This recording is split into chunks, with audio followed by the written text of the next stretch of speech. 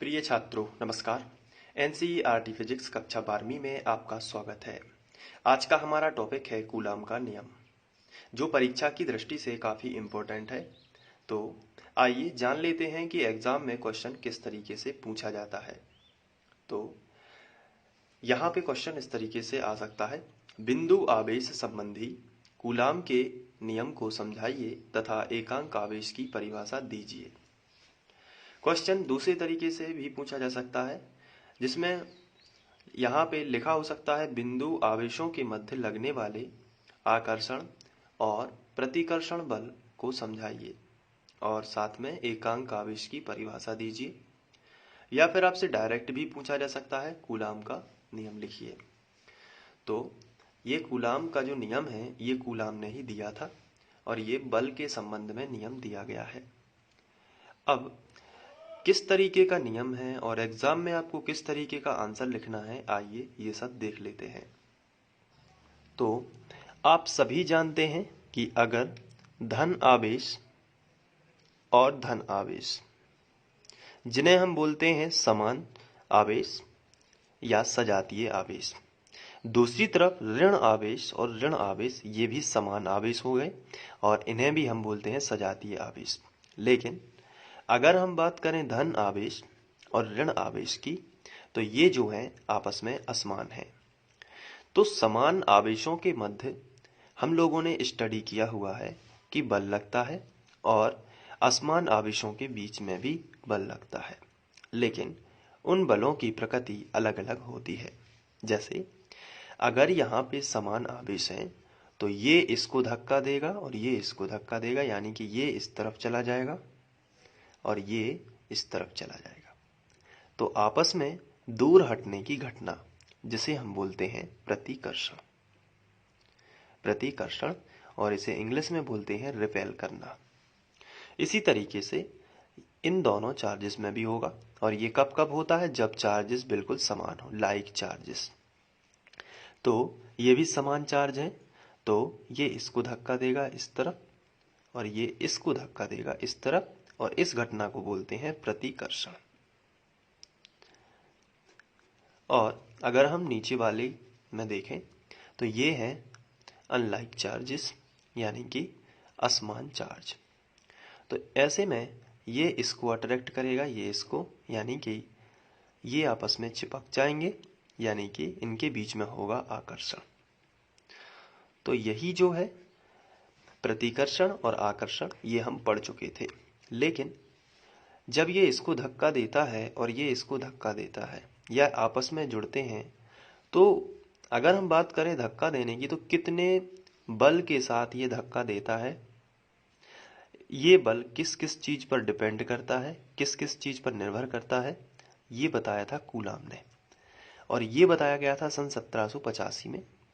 और ये नियम पूरी तरीके से प्रायोगिक है। यानी कि प्रायोगिक का मतलब क्या होता है, प्रयोग किए गए और फिर नियम बनाया गया। वो प्रयोग क्या थे, आइए समझते हैं। ये बात है सन 1785 की, जब कूलाम ने दो चार्जेस लिए। अब यहाँ पर हम धन और ऋण की बात या धन धन की बात कर सकते हैं, कोई भी चार्ज हम ले सकते हैं। तो आपको ध्यान से ये समझना है, ये घटना सन 1785 की है, जब कूलाम ने दो चार्जेस को पास पास रखा और इनके बीच में कुछ दूरी रखी, मान के चलिए r। अब इसको समझने के लिए हम इसको थोड़ा अंकों में बदलेंगे और बहुत अच्छे से इस नियम को समझेंगे। सबसे पहले कूलाम ने यहाँ पर 2 माइक्रो कूलाम का चार्ज रखा, मान के चलिए यहाँ पर 2 माइक्रो कूलाम चार्ज रखा, और यहाँ पर 3 माइक्रो कूलाम चार्ज रखा। और ये जो है उन्होंने इस फोर्स को काउंट किया, तो मान के चलिए ये प्लस प्लस चार्जेस हैं, तो इनके बीच में 6 इकाई का जो बल है वो लगा, 6 इकाई का बल इन्होंने महसूस किया। अब कूलाम ने इन चार्जों को बदला और इसकी जगह पर अब उन्होंने पहले वाले चार्ज को 6 माइक्रो कूलाम चार्ज दिया और इसको 3 माइक्रो कूलाम चार्ज दिया। फिर उन्होंने बल की गणना की, तो उन्हें पता चला कि 18 इकाई जो है वो बल लग रहा है। तो उन्होंने इससे निष्कर्ष निकाला कि लगने वाला बल इन चार्जों पे डिपेंड करता है। अगर चार्ज पे डिपेंड नहीं करता तो 6 इकाई ही फोर्स रहना चाहिए था, बल कितना रहना चाहिए था, 6 इकाई ही रहता। लेकिन ऐसा तो हुआ ही नहीं। जब चार्ज की मात्रा बढ़ाई जाती है तो बल भी बढ़ जाता है। लेकिन यहाँ पर विशेष बात ये थी कि बल कितना होता है, उन चार्जों के गुणा के बराबर। यानी कि आप देख सकते हैं 2 तिया 6, चार्ज 3 और 2 की जोड़ी में था, इसलिए उन जोड़ी का गुणा होके 6 बन गया बल। अब चार्ज 6 और 3 की जोड़ी में था, इसलिए उनका गुणा होके बन गया 18। तो कूलाम ने एक निष्कर्ष निकाला कि जो बल है वो चार्जों के मान यानी कि Q1 और Q2 अगर बात करी जाए तो उनके मान के गुणनफल के अनुक्रमानुपाती होता है। अनुक्रमानुपाती मतलब इसी अनुपात में बढ़ता है। यानी कि अगर इसको बढ़ाया जाए तो ये बढ़ जाता है, इसलिए हम इसे सामने लिखते हैं। तो Q1 इंटू Q2 समानुपाती हो गया F। ये कूलाम ने निष्कर्ष निकाला अपने प्रयोग से। दूसरी बार उन्होंने दूरी के साथ में प्रयोग किया। उन्होंने क्या किया, इन चार्जों के बीच में अभी दूरी है इतनी, अब इन्होंने इस दूरी को बढ़ा दिया, यानी कि इस चार्ज को उठा के यहाँ पे रख दिया। फिर फोर्स काउंट किया तो ये बहुत ही कम हो जाता है, लगभग 1 हो गया या उससे भी कम हो गया। और बार बार प्रयोग करने से उन्होंने पता लगाया कि जो बल है वो दूरी के वर्ग के व्युत्क्रमानुपाती होता है। यानी कि लगने वाला बल दूरी के जो दूरी होती है उसके वर्ग के बराबर कम हो जाता है। यानी कि दूरी अगर 2 है तो 2 से दूरी कितनी करी जाए, 4। दूरी समझना आप ध्यान से। अगर अभी दूरी कितनी है 2, तो ये बल कितना है 6, मान के चलिए कितना है 6। लेकिन दूरी को बढ़ा के 4 कर दिया जाए तो इसका वर्ग कितना होता है, 4 का वर्ग 16 होता है। तो बल 16 गुना कम हो जाएगा, इतना तेजी से घटता था। तो उन्होंने बताया कि लगने वाला जो बल है वो कम तो होता है, यानी कि 1 के बटे में लिखना पड़ेगा, कम होता है। यहाँ पे सामने क्यों लिखा है, क्योंकि इसको बढ़ाने से ये बढ़ता है। लेकिन ये नीचे क्यों लिखा है, क्योंकि इसको बढ़ाने से ये घटता है। इसलिए यहाँ पे हम डायरेक्ट प्रोपोर्शनल नहीं करेंगे, इसको इनवर्स प्रोपोर्शनल करेंगे, यानी कि व्युत्क्रमानुपाती करेंगे। तो 1/r लिखना पड़ा। अब यहाँ पर r, लेकिन r से काम नहीं चलता, इसके वर्ग के व्युत्क्रमानुपाती होता है। यानी कि जैसे ये 16 गुना सीधा, तो बहुत दूरी बढ़ाने से बल बहुत ही तेजी से घटता है, और वो उन्होंने कहा कि 1/r वर्ग के। तो कूलाम ने निष्कर्ष निकाला, या उनका नियम हम कह सकते हैं, कि लगने वाला बल दोनों आवेशों के, ये क्या है, दोनों आवेश के मान, यानी मान को हम फिजिक्स की भाषा में बोलते हैं परिमाण। मान को क्या बोलते हैं, परिमाण। तो लगने वाला बल दोनों आवेशों के परिमाण के गुणनफल, ये इंटू यानी क्या होता है, गुणनफल। और इसको सामने जो लिखा रहता है, इसको सामने वाले को सामने सामने जो लिखे रहते हैं उसको बोलते हैं अनुक्रमानुपाती। अनुक्रमानुपाती। और जो 1 के बटे में लिखा रहता है उसे बोलते हैं व्युत्क्रमानुपाती। तो यहाँ पे नियम बन गया कि लगने वाला बल दोनों आवेशों के, यानी Q1 और Q2 के परिमाण, यानी कि परिमाण यानी मान, यानी आवेश को मान 6, 3, 2, 3। तो लगने वाला बल दोनों आवेशों के परिमाण के गुणनफल के अनुक्रमानुपाती तथा उनकी बीच की दूरी के, यानी r के वर्ग के, और 1 के बटे में लिखा है तो व्युत्क्रमानुपाती।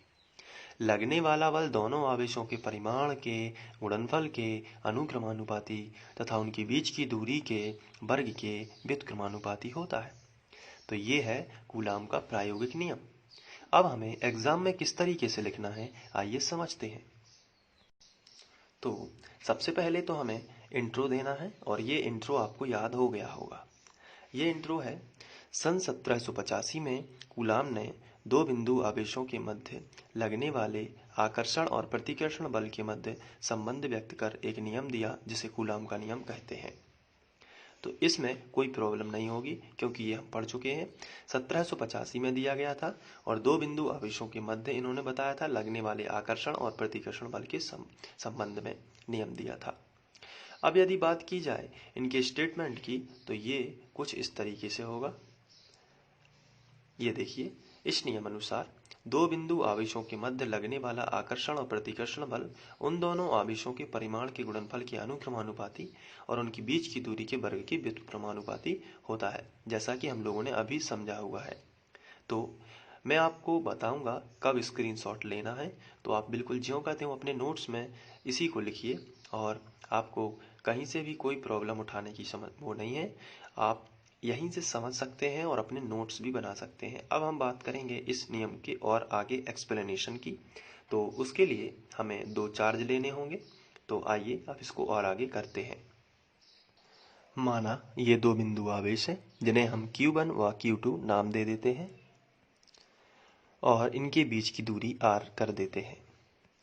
तो हमने इस तरीके से किया, तो हम लिखते हैं माना दो बिंदु आवेश Q1 व Q2 एक दूसरे से r दूरी पर स्थित है। तो इस तरीके से हमने लिख लिया। अब कूलाम ने बताया था, तो कूलाम के नियम से, तो कूलाम के नियम से लगने वाला जो बल है वो F है और वो प्रायोगिक है। तो किस तरीके से था, लगने वाला बल दोनों आवेशों के परिमाण के गुणनफल के अनुक्रमानुपाती यानी कि Q1 इंटू Q2, और साथ में उन्होंने बताया था कि जो बीच की दूरी होती है उसके वर्ग के तो व्युत्क्रमानुपाती होता है। अब इन दोनों को मिला देते हैं, तो यहाँ पे लिखेंगे उपरोक्त दोनों को मिलाने पर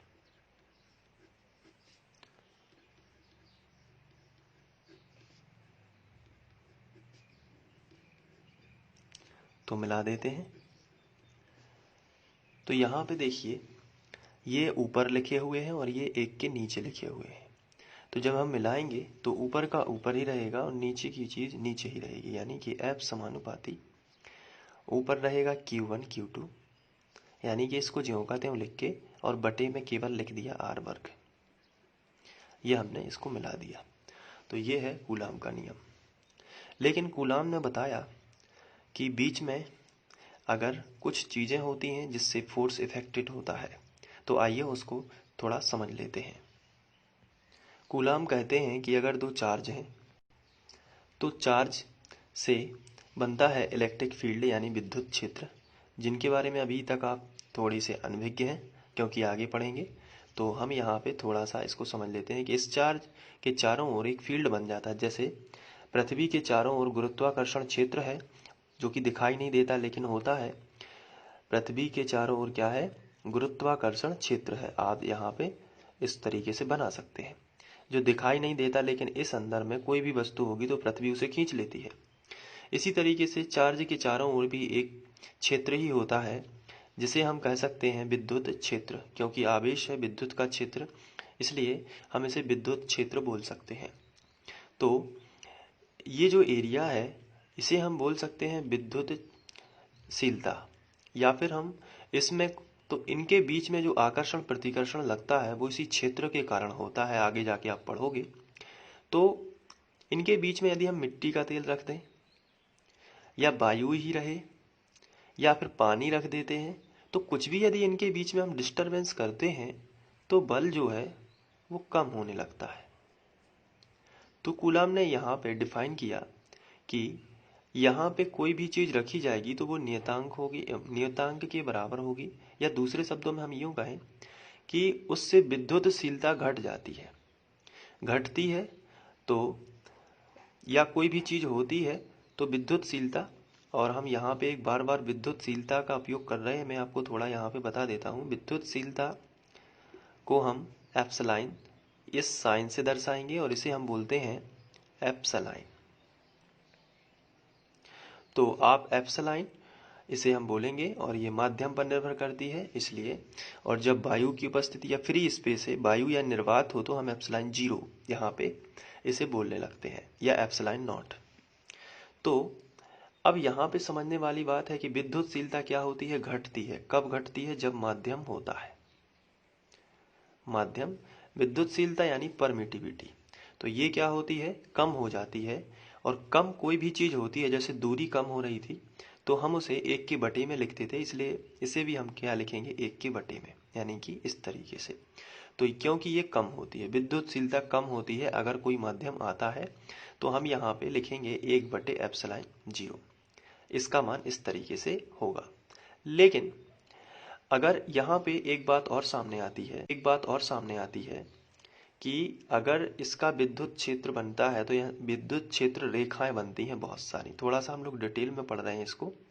विद्युत क्षेत्र रेखाएं बनती हैं, तो क्या पूरी रेखाएं इस चार्ज के संपर्क में होती हैं? तो आंसर है नहीं, केवल एक ही रेखा इस चार्ज के संपर्क में होती है। तो एक रेखा और बाकी ये पूरी रेखाएं नहीं होती हैं। तो यहाँ पर यदि बात की जाए पूरे कोण की, तो पूरे चार्ज पर जो पूरा एंगल बनेगा जो चारों तरफ, वो होता है गोले का कोण 4 पाई। लेकिन उसमें से केवल एक रेखा ही इस चार्ज से कनेक्टेड होती है, बाकी नहीं होती है। तो एक का 4 पाई का हिस्सा नहीं होता, यानी कि 1/4 पाई। तो इस तरीके से 1/4 पाई एप्सिलॉन 0 ये पूरा कूलाम नियतांक के बराबर होगा। तो ये केवल समझने के लिए था। यदि समझ में भी नहीं आया तो आप याद भी कर सकते हैं सी का डायरेक्ट मान। तो अब हम कंटिन्यू यहाँ पे चलते हैं। तो समानुपाती यदि हटा देते हैं तो एक नियतांक आएगा जिसे हम कूलाम नियतांक सी दर्शाएंगे, और बाकी सब ज्यों का त्यों Q1 Q2 बटे R वर्ग। यहाँ पे सी के बारे में बता देंगे, जहाँ सी एक नियतांक है जिसे कूलाम नियतांक कहते हैं, और इसका मान भी लिख देते हैं। यहाँ पे ऐसा ही पद्धति में होगा C बराबर 1/4 पाई एप्सिलॉन 0। तो C की जगह पर ये हम रख देते हैं यहाँ पे। तो इसको यदि हम समीकरण 1 बना दें तो हम लिखेंगे C का मान समीकरण 1 में रखने पर। तो यहाँ से रख देते हैं तो F की वैल्यू मिलेगी, F बराबर C है, C की जगह पर ये लिख देते हैं 1/4 pi epsilon 0 into Q1 Q2 बटे R²। तो ये हो जाएगी बल के लिए, और ये न्यूटन हम इसको दर्शाएंगे, इसकी इकाई। अब यदि बात की जाए कि इन दोनों चार्जेस के बीच में कोई परावैद्युतांक हो, जैसे मिट्टी का तेल, पानी, कोई धातु या वायु, तो इसके लिए हम मान लेते हैं यदि माध्यम का परावैद्युतांक K हो, तो परावैद्युतांक जब आता है तो भी फोर्स कम हो जाता है, और कम होता है इसलिए नीचे आएगा K। तो इन्हीं के साथ में आ जाएगा F बराबर 1/4 पाई एप्सिलॉन 0 इंटू K, और साथ में Q1 Q2 बटे R² न्यूटन। तो ये K क्या है, परावैद्युतांक। और परावैद्युतांक में जैसे धातु हो गई या फिर मिट्टी का तेल हो गया, मोम हो जाती है, इस तरीके से परावैद्युतांक। और मैं आपको इसकी सारणी प्रोवाइड करा रहा हूँ जिससे आप इनके मान भी याद कर सकते हैं।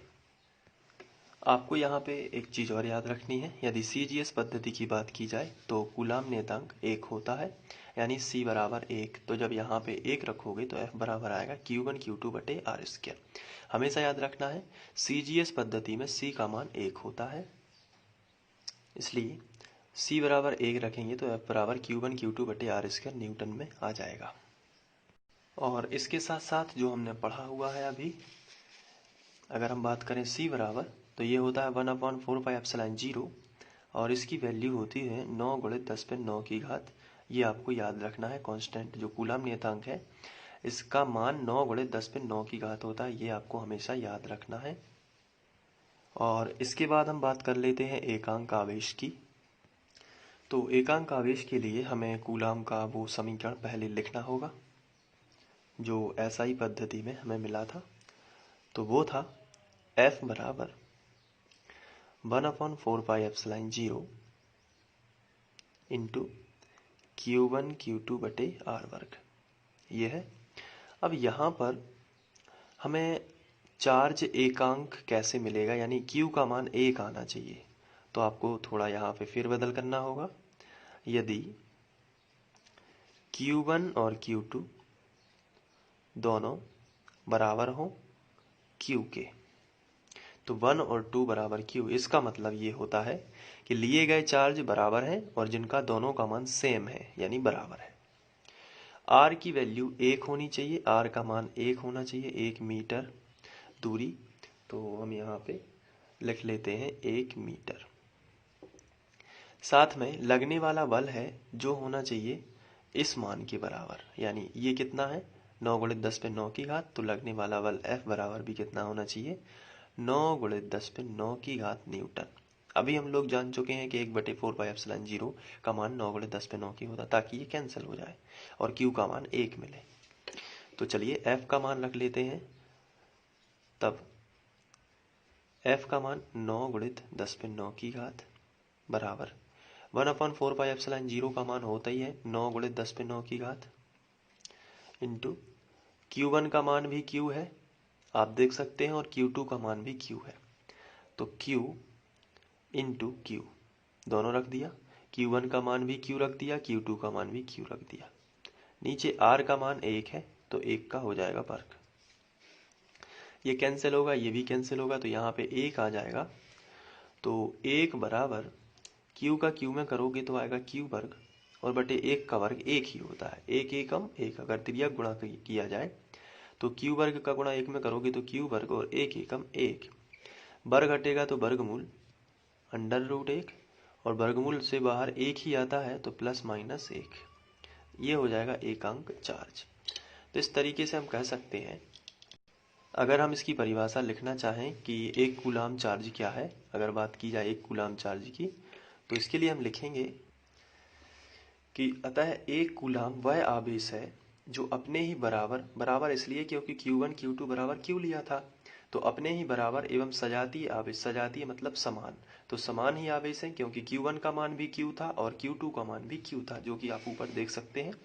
इसलिए हम यहाँ पे लिख रहे हैं सजातीय आवेश। तो सजातीय आवेश से वायु निर्वात में केवल इतना ही मान होता है जो हम लोगों ने ऊपर लिखा है 1/4πε0, क्योंकि यहाँ पे K रहता था। तो वायु निर्वात में K की वैल्यू होती है 1, धातु के लिए होती है K की वैल्यू अनंत, जो कि हम धीरे धीरे अभी पढ़ने वाले हैं। फिलहाल वायु निर्वात में K का मान 1 होता है, इसलिए हमने ये लिखा था, तो आप में उसमें कोई टेंशन वाली बात नहीं है। तो वायु या निर्वात में 1 मीटर की दूरी, यानी R का मान 1 लिया था, इसलिए हम लिखेंगे 1 मीटर की दूरी पर रखने पर उस पर 9 गुणित 10 पर 9 की घात न्यूटन का प्रतिकर्षण बल आरोपित होता है। इस तरीके से आपको ये एकांक चार्ज की परिभाषा भी लिख लेना है। तो ये होता है एकांक चार्ज और कूलाम का नियम समाप्त। अब आपको स्क्रीनशॉट लेना है, तो आइए मैं शुरू से आपको दिखा देता हूँ। स्क्रीनशॉट ले लीजिए।